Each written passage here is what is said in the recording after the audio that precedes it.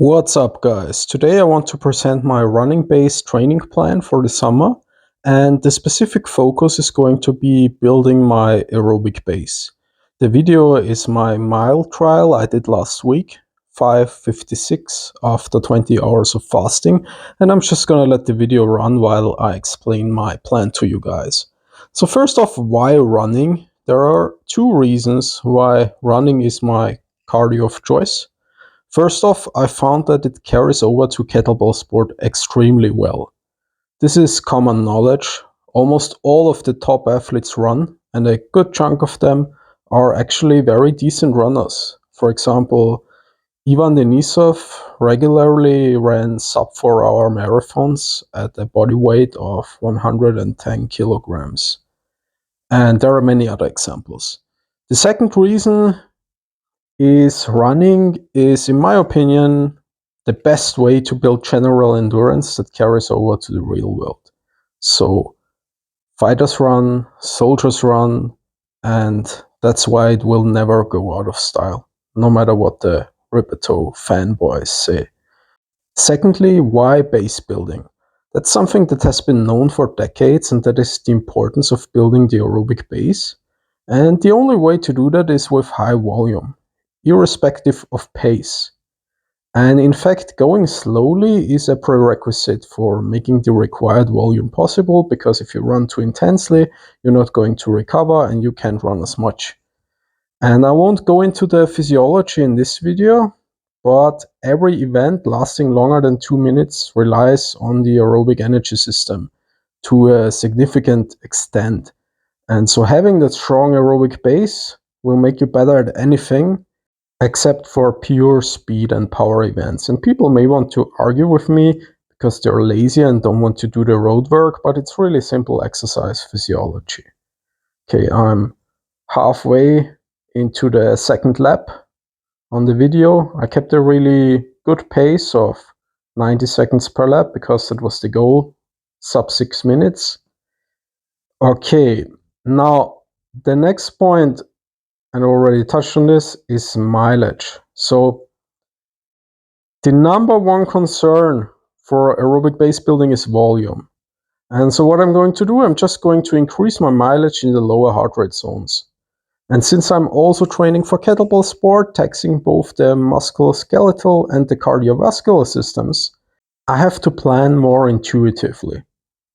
Currently, I can easily handle around 3 hours of easy running per week on top of my normal training, and the plan is to build that up to at least 5 hours consistently week after week.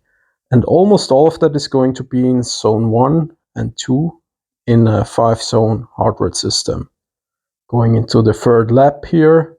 Third lap is usually the hardest when you run a mile, because it starts to suck really badly, and the fourth lap usually takes care of itself.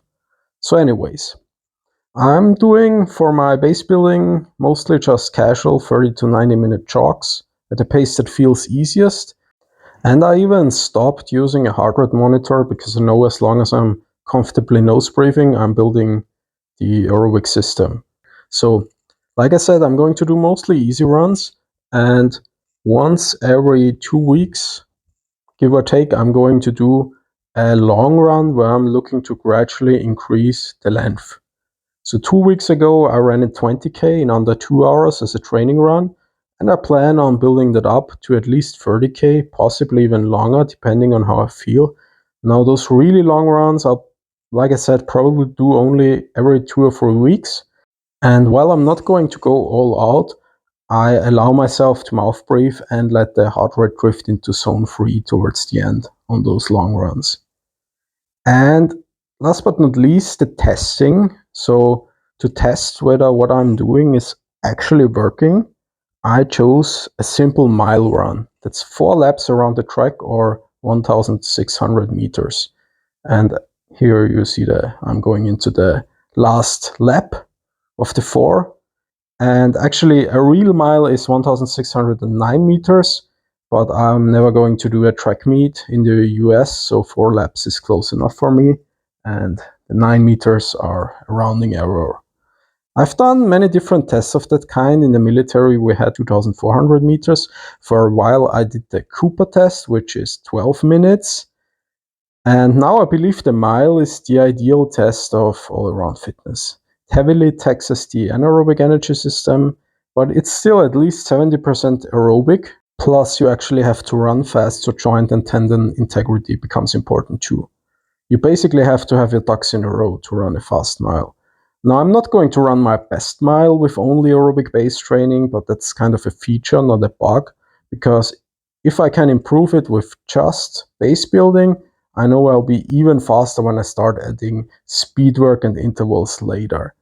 Like I said in the beginning, the mile time trial was actually done fasted, which isn't optimal because you need full glycogen stores for ideal performance.